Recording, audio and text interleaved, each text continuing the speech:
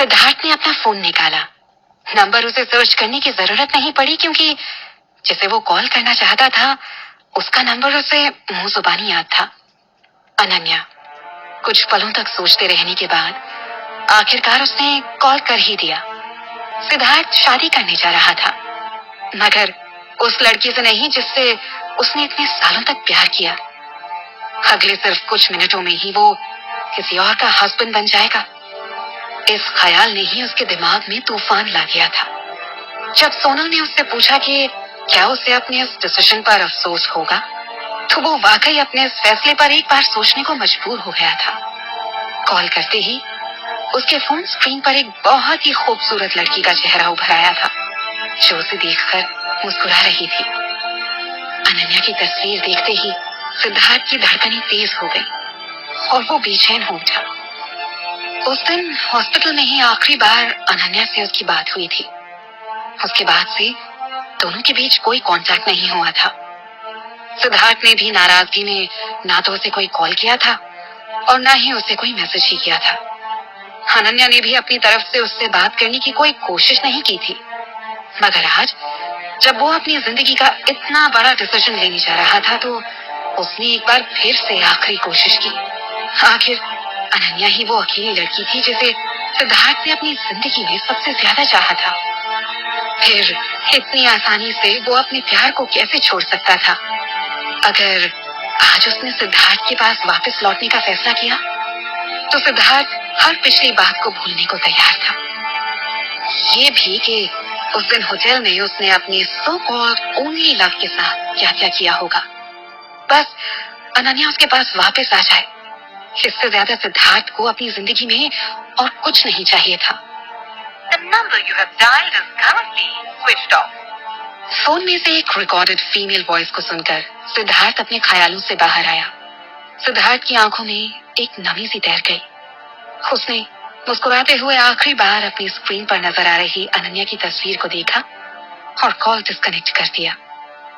Car का door open करते हुए वो सीधा सोनल की तरफ बढ़ गया। और सर जी, इतनी दूर दूर क्यों बैठे हो आप दोनों एक दूसरे से?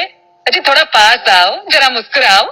फोटोग्राफर एक सरदार जी था जो स्वभाव से ही बड़ा सन्ना दिल और खुश मिजाज लग रहा था। उसने उन दोनों पर एक नजर डाली और सोफे पर उन दोनों के बीच के बड़े से स्पेस की तरफ इशारा करते हुए बोला, इत्थे शादी करने वास्ते ही आए हो ना तुसी? इतना क्यों शर्मा रहे हो? पड़ोसी की बीवी को तो नहीं भगा लाए? उसने दांत दिखाते हुए सिद्धार्थ से पूछा। उसकी बात सुनकर सिद्धार्थ ने चिढ़ते हुए सोनल की तरफ देखा, जो अब अपना मुंह दबाकर हंस रही थी। वो धीरे से खिसक कर सोफे के किनारे के बीच में आ गई। दूसरा और कोई ऑप्शन न देखकर सिद्धार्थ भी चुपचाप सोनल के करीब आ गया। सरदार जी ने एक बार फिर अपने कैमरे की तरफ देखा और नाम में सिर हिलाते हुए वापस सोनल की तरफ देखते हुए बोला, ओए होए, वो की एहो जी शक्ल बनाकर तुसी फोटो खिंचाओगे? अरे कभी हंस भी लिया करो। अते बोलो पनीर। उसकी बात सुनकर सोनल को तो जोर जोर से हंसी आ गई, मगर सिद्धार्थ का मन हो रहा था कि कैमरा उठाकर उस सरदार जी के सिर पर दे मारे। ओ जी वाह, वेरी गुड। ओ जी मैडम, कितने सोहने लगते हो तुसी स्माइल करते हुए।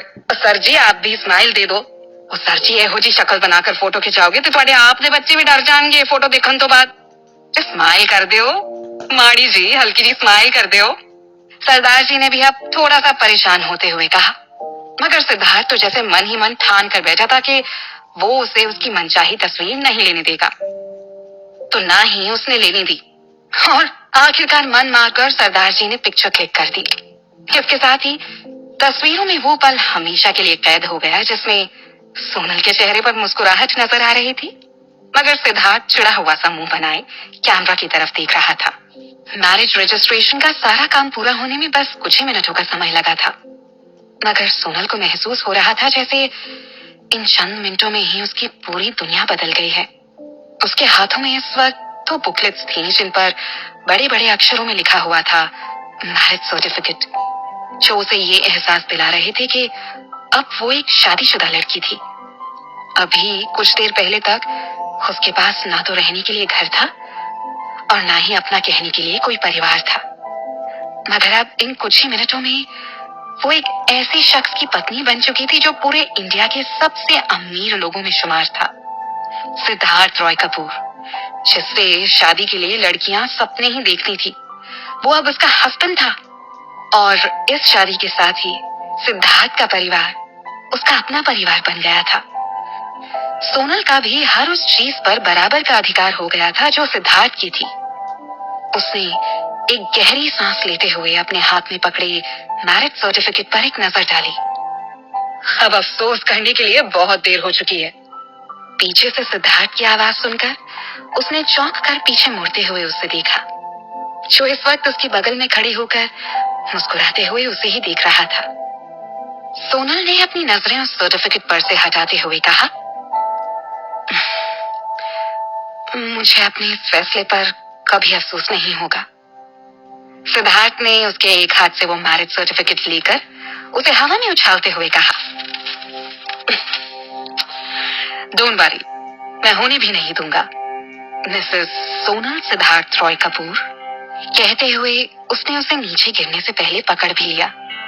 उसके मुंह से मिसेस सोनल सिद्धार्थ रॉय कपूर सुनकर सोनल थोड़ा सा नर्वस हो गई थी। तुमने मुझे कोई वेडिंग गिफ्ट नहीं दिया? एटलीस्ट अब तो मुझे तोहफे में ही एक किस दे दो। सिद्धार्थ ने सोनल की तरफ देखते हुए अपनी एक आंख दबा दी। उसकी बात सुनकर सोनल की आंखें हैरानी से बड़ी हो गईं। ये जरूरी है क्या? उसने घबराते हुए पूछा। सिद्धार्थ की बात सुनकर उसकी धड़कनें तेज होने लगी थी। एक अजीब सा एहसास उसके दिल में उठ रहा था। न जाने क्यों उसे सिद्धार्थ की बात सुनकर उस पर गुस्सा नहीं आया और न ही उसे डर लग रहा था। न जाने ये क्या एहसास था जिसे खुद सोनल समझ नहीं पा रही थी। क्योंकि अब हम मैरिड हैं, तो अब मैं तुम्हें किस कर सकता हूँ? सिद्धार्थ ने उसके करीब आते हुए पूछा। सिद्धार्थ का चेहरा उसके करीब और करीब आता चला गया और सोनल जैसे अपनी जगह पर एकदम से जम गई थी। सिद्धार्थ की आंखों में देखते हुए ना वो कुछ बोल पा रही थी और ना ही कुछ कर पा रही थी। उसका दिल अब इतनी तेजी से धड़कने लगा था जैसे किसी भी समय उसके सीने से निकलकर बाहर आ जाएगा। क्या सच में सिद्धार्थ उसे किस करने जा रहा था? क्या सोनल को उसे ऐसा करने देना चाहिए था?